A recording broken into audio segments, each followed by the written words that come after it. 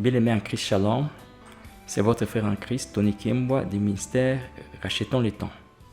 Aujourd'hui, nous allons développer le thème dont le titre est « La mise en valeur des talents ».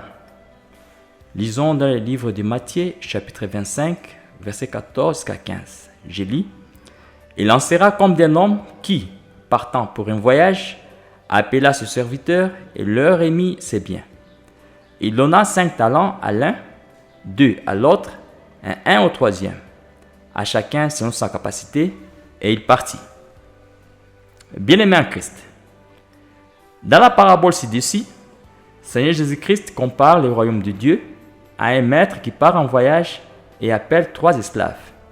Il remet à chacun de la monnaie talent, selon la capacité productive de tout un chacun. Il remet au premier 5 talents, au deuxième 2 talents et au troisième 1 talent. Une fois remis les talents à chacun des esclaves, le maître s'en va en voyage sans leur donner aucune injonction. Le premier serviteur met en valeur 5 talents. La Bible ne nous précise pas dans quel business il a placé la monnaie de son maître. Peut-être il s'est mis à acheter et vendre le bien moyennant une marge bénéficiaire. Peut-être il a initié une entreprise de services à but lucratif. Peut-être il a lancé une unité de production manufacturière.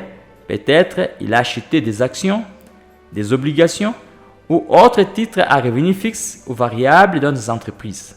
Peut-être il a placé la monnaie de son maître dans un ou plusieurs comptes bloqués d'une ou plusieurs banques moyennant un retrait avec revenu fixe après une période prédéterminée. Le deuxième esclave se comporte comme le premier esclave avec la monnaie de son patron. Le troisième esclave, quant à lui, a la crainte du risque. Il préfère cacher la monnaie de son maître telle qu'elle dans un endroit sûr de peur qu'il ne soit dilapidé. Après une longue période inattendue, le maître rentre de son voyage. Chaque esclave se présente avec son rapport. Le premier esclave dit au maître : « Maître, tu m'as remis 5 talents, voici j'ai gagné 5 autres talents par d'ici. » Le maître lui dit : « Bien, bon et fidèle esclave, tu as été fidèle en peu de choses, je t'établirai sur beaucoup. Entre dans la joie de ton maître. » Et celui qui avait reçu les 2 talents vient aussi et dit : « Maître, tu m'as remis 2 talents, voici j'ai gagné 2 autres talents par d'ici. » Le maître lui dit : « Bien, bon et fidèle esclave, tu as été fidèle en peu de choses, je t'établirai sur beaucoup.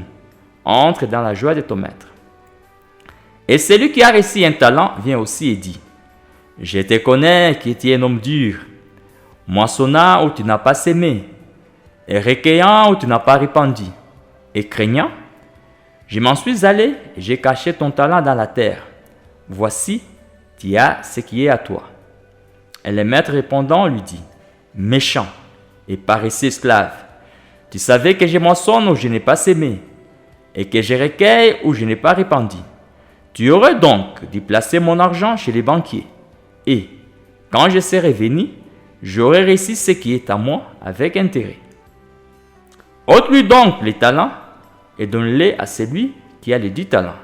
Car, à chacun qui a, il sera donné, et il sera dans l'abondance.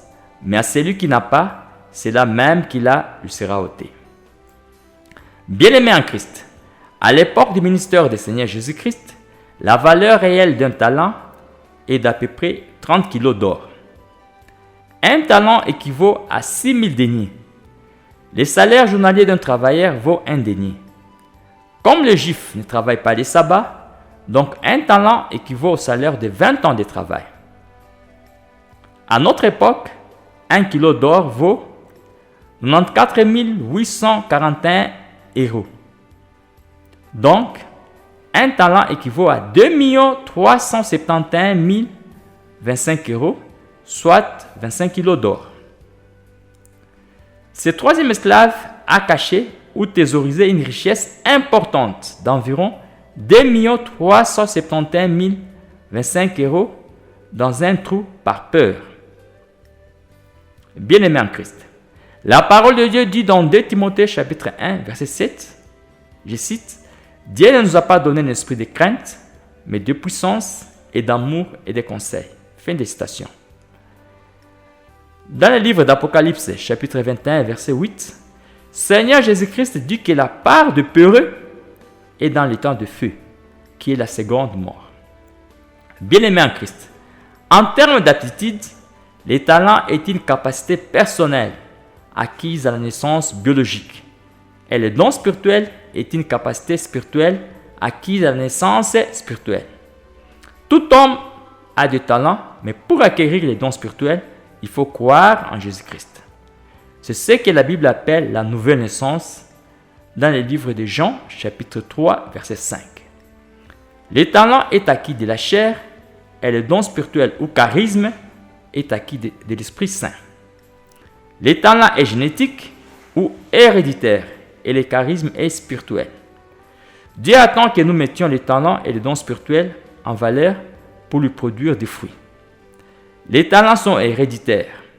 C'est pourquoi certaines familles ont le talent de chanter, les autres familles en ont le sens d'humour. Nous trouvons certaines familles qui sculptent et forgent facilement les œuvres d'art. Les incroyants et les croyants sont tous redevables à Dieu. Les croyants ont à la fois le talent et les dons spirituels, tandis que les incroyants sont dotés seulement du talent. Tout homme incroyant ou croyant a au minimum un talent. S'estimer pauvre est une grosse erreur tant que nous sommes en vie. Joseph, fils de Jacob, a très bien géré le talent d'interpréter les songes et il a été hissé jusqu'au rang du premier ministre. Même pour construire le temple de Salomon, il y a eu recours à l'expertise de certaines nations. Dans le livre de 1 roi, chapitre 5, verset 6, le roi Salomon envoie au roi Hiram le message suivant. Je cite, « Et maintenant, commande qu'on me coupe le cèdre dans le Liban. Mes serviteurs seront avec tes serviteurs, et je donnerai les salaires de tes serviteurs selon tout ce que tu me diras. Car tu sais qu'il n'y a personne parmi nous qui s'entende à couper les bois comme les Sidoniens. » Fin de citation. De même, pour la fabrication des objets du tabernacle, Dieu donne les talents particuliers à certaines personnes. Dans le livre d'Exode, chapitre 35, verset 3, Moïse dit aux fils d'Israël, « Voyez, l'Éternel a appelé par nom Bezaleel, fils d'Uri, fils de Hur, de la tribu de Juda, et l'a rempli de l'Esprit de Dieu en sagesse, en intelligence et en connaissance pour toute espèce d'ouvrage et pour faire des inventions, pour travailler en or et en argent et en airain, et pour tailler de pierre à enchâsser, et pour tailler de bois afin d'exécuter des dessins en toutes sortes d'ouvrages, et à lui et à Oliab, fils d'Akhisamach de la tribu de Dan. Il a mis au cœur d'enseigner, il les a remplis de sagesse de cœur pour faire tout ouvrage de graveur et d'inventeur et de brodeur en bleu et en pourpre, en écarlate et en fer coton, et tout ouvrage de tisserand faisant toute espèce de travail en inventant des dessins. Bien-aimés en Christ, nous sommes tous des millionnaires potentiels de naissance malgré notre race, malgré notre âge, malgré notre handicap et malgré notre niveau intellectuel. Je rappelle que tous nous avons des talents en nous. Certaines nations, après la Deuxième Guerre mondiale, ont mis leurs talents en valeur et sont devenues après 3 décennies des nations riches. En 1990, certaines nations ont vu leurs économies s'effondrer, mais aujourd'hui, elles sont devenues riches. Parmi nous, nous avons des handicapés riches, dont les multimilliardaires. L'évangéliste Miles Monroe de Bahamas dit dans son speech, dont le titre est « Les 7 principes de l'aigle » que l'endroit le plus riche du monde n'est pas les mines de diamants de l'Afrique du Sud. L'endroit le plus riche du monde n'est pas les mines d'or de l'Amérique du Sud. L'endroit le plus riche du monde n'est pas les champs pétrolifères d'Iran, d'Irak ou du Koweït. L'endroit le plus riche du monde est les cimetières. Aux cimetières sont enterrés des rêves qui n'ont jamais été réalisés, des livres qui n'ont jamais été écrits, des visions qui n'ont jamais été réalisées. Au cimetière, il y a des tableaux qui n'ont jamais été peints, des chansons qui n'ont jamais été jouées, des entreprises qui n'ont jamais été ouvertes. Au cimetière, il y a de grands hommes qui sont morts en hommes pauvres. Bien-aimés en Christ, nos plus grands rêves et nos plus grands souhaits pour nous est de ne pas ajouter la richesse au cimetière. Nos plus grands rêves et nos plus grands souhaits pour nous est d'aller au cimetière complètement vide. Nos plus grands rêves et nos plus grands souhaits pour nous est de mourir après avoir réalisé les rêves et accompli tous les objectifs que nous avons dans nos cœurs. Bien-aimés en Christ, arrêtons de nous plaindre et mettons en valeur nos talents.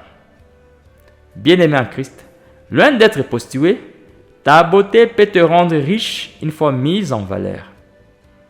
L'éloquence peut te rendre riche sans même être escroc. La force physique peut te rendre riche sans être gangster. Bien-aimé en Christ, vous qui êtes législateurs, sortez des édits qui protègent les droits d'auteur et les chefs-d'œuvre. Bien-aimé en Christ, prions à Dieu qu'il révèle les talents qui sont en nous, les voies et moyens de les mettre en pratique.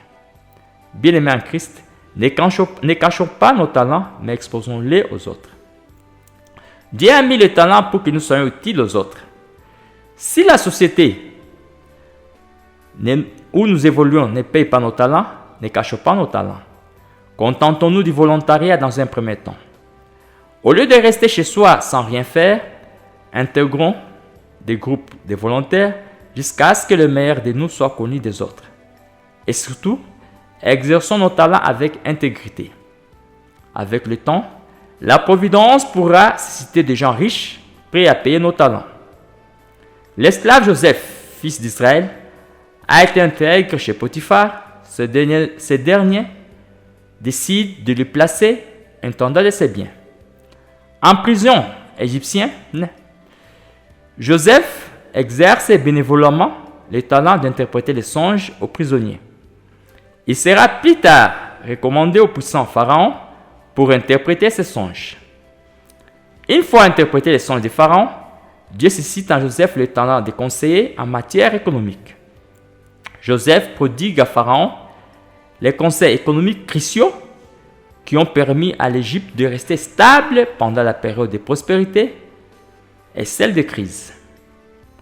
La Bible dit que Pharaon est devenu trop riche grâce à la gestion efficace et efficiente de Joseph.